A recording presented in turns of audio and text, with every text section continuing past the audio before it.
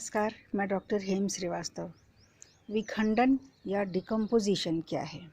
Biological decomposition. प्रकृति में बहुत सारी प्रक्रियाएं चलती रहती हैं।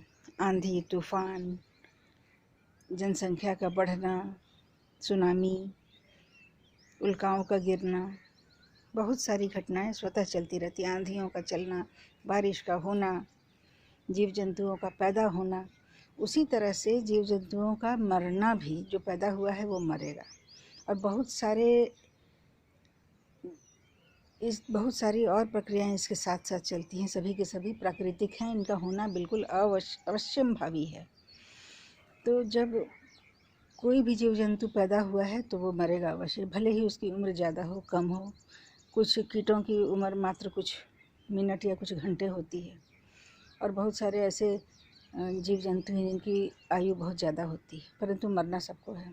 अपना जो शरीर मिला है प्रकृति से, उसको छोड़ करके डिकम्पोज होने के लिए प्रकृति को सुपुर्द कर देना है। तो जीव जंतु की देह कहाँ से बनती है? ये प्रकृति से पाए हुए तत्वों से ही बनती है, प्रकृति के ही फुर्से से बनती है। मिट्टी, हवा, पानी, आग इत्यादि से बनता है शरीर। और मिट्टी में बहुत सारे मिनरल्स होते हैं, ऑर्गेनिक, इनऑर्गेनिक। हवा में भी बहुत सारे मिनरल्स होते हैं, जबकि धूप, आग ये सब ऊर्जा के रूप हैं।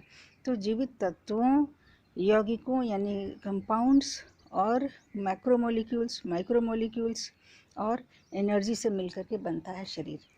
अब सवाल यह है कि जब शरीर का काम नहीं रहे यानी मृत्यु हो जाए तब क्या होगा? तब इसी शरीर को लौटाना होगा। और जिन जिन तत्वों से शरीर बना है वही शरीर उन्हीं तत्वों में फिर टूटेगा, फिर ऊर्जा रिलीज होगी, थर्मोजेनेसिस होगा, हीट के रूप में ऊर्जा छूटेगी। जो ऊर्जा उसने ली थी वो भी लौटा देगी प्रकृति को। इस प्रोसेस को हम कहेंगे डिकम्पोजिशन। जैसे जैसे लिया था वैसे वैसे लौटाने को हम कहेंगे डिकम्पोजिशन। एक बार कंपोजिशन होगा बनना, दूसरी तरफ डिकम्पोजिशन होगा, उसको तोड़ तोड़ के वैसे वैसे लौटाना। अगर कोई बड़ा सा भी जानवर अगर कहीं मरा हुआ है तो कुछ ही समय बाद देखेंगे कि उसके शव का कोई हिस्सा बचा नहीं, सिर्फ हड्डियां बची हैं, और भी कुछ हिस्से जैसे बाल वगैरह हैं जो कि काफ़ी समय लेते हैं विखंडित होने में। उसके बाद वो ख़त्म हो जाता है धीरे धीरे, तो वो भी ख़त्म होता है। सैकड़ों बरस लगे, हज़ारों बरस लगे, लेकिन वो भी ख़त्म होता है। जबकि बहुत सारे हिस्से उसी वक्त टूट टूट करके प्रकृति में उसी तरह से मिल जाते हैं जैसे कि वो आए थे एक समय। तो ये प्रक्रिया चलती रहती है। तो जब कोई शरीर मृत होता है तो उस समय उसमें 3 प्रक्रियाएं चलती हैं। पहला है प्रोटीन डिनेचुरेशन और ऑटोलिसिस। प्रोटीन डिनेचुरेशन में जिस प्रोटीन से शरीर बना है वो बनना हुआ नेचुरेशन, वो एक समय बना था, वो अपने स्वरूप में आया था। अब किस तरह के नेचर का वो है, किस तरह के कॉइल्स उसमें बने हैं, किस तरह की पॉलीपेप्टाइड चेन बनी है, कैसे अमाइनो एसिड्स लगे हैं, कैसे उसकी ग्रुपिंग हुई है, कैसे उसकी पैकेजिंग हुई है, सब विखंडित होता है। प्रोटीन नेचुरेशन हुआ उसका बनना, और डीनेचुरेशन हुआ उसका विखंडित होना। अगली प्रक्रिया है ऑटोलिसिस।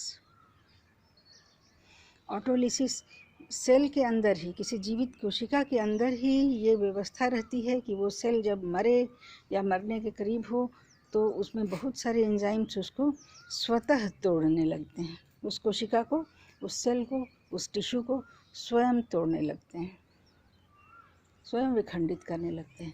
तो इस विखंडन से बड़े बड़े मॉलिक्यूल जो कि शरीर में होते हैं, जैसे डीएनए, आरएनए, ग्लाइकोकोलेट, टॉरोकोलेट, बड़े बड़े एंजाइम, बड़े बड़े हार्मोन, वो टूट टूट के टुकड़ा टुकड़ा होकर के छोटे छोटे होकर सिंपल हो जाते हैं।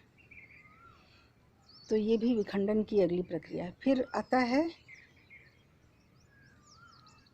बैक्टीरियल एक्शन या फंगल एक्शन। अगर मरने वाला पेड़ का शरीर है तब साधारणतः फंगस लगता है, उसमें कवक लगते हैं, फंजाई लगता है, उसमें फंगस पकड़ लेता है। और फिर उसके बाद फंगस धीरे धीरे उसको खाने लगता है, उसको सिंप्लीफाई करके छोटे छोटे मॉलिक्यूल में तोड़ता जाता है। उसको प्रकृति में मिलाता जाता है। जो हवा से आया था वो चीज़ हवा में चली जाती है, वो मॉलिक्यूल हवा में जाते हैं। जो मिट्टी से आया था वो मिट्टी में चला जाता है। धीरे धीरे करके जैसे जैसे आया था वैसे वैसे चला जाता है। और अगर मरने वाला जानवर का शरीर है या मनुष्य का शरीर है तो फिर लगते हैं बैक्टीरिया। ये बैक्टीरिया लगते हैं, उसमें बहुत सारे कीड़े भी लग सकते हैं, जो कीड़े टिश्यूज़ को और सिंप्लीफाई करते हैं, सड़ा करके, उसको विखंडित करके, उसको तोड़ करके, उसको छोटा छोटा मॉलिक्यूल में तोड़ते हैं।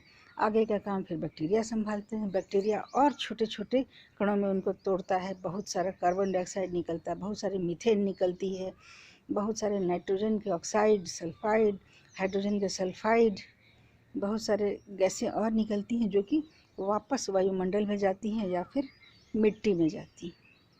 धीरे धीरे करके मृत शरीर ख़त्म हो जाता है। तो जिस तरीके से शरीर बना था उस तरीके से वो, उसके उल्टे तरीके से वो लौटेगा।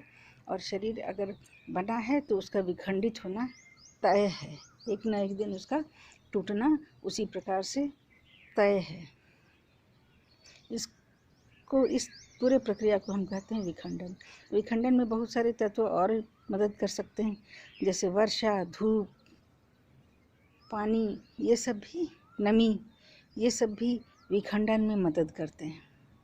इस प्राकृतिक प्रक्रिया को अपने मुकाम तक पहुंचाते हैं। विखंडित होते होते कोई बड़ा से बड़ा शरीर धीरे धीरे धीरे धीरे ख़त्म हो जाता है। हालांकि बाल, नाखून, हड्डियां इत्यादि सैकड़ों हजारों बरस ले लेते हैं ख़त्म होने में, पर इनका भी खात्मा धीरे धीरे होता है और पूरी तरह से ये इनऑर्गेनिक मटेरियल में या अकार्बनिक पदार्थों में ये बदल जाते हैं। इस तरह से विखंडन की प्रक्रिया बहुत ज़रूरी है, क्योंकि अगर विखंडन की प्रक्रिया नहीं होगी तो डेड मैटर या कार्कास जमा होता चला जाएगा प्रकृति में।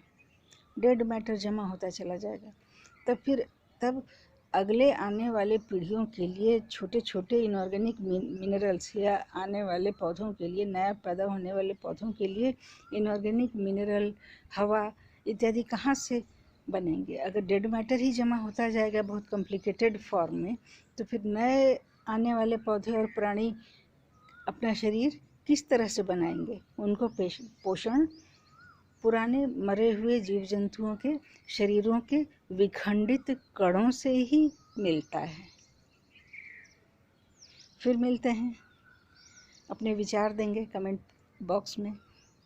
जय हिंद, जय भारत।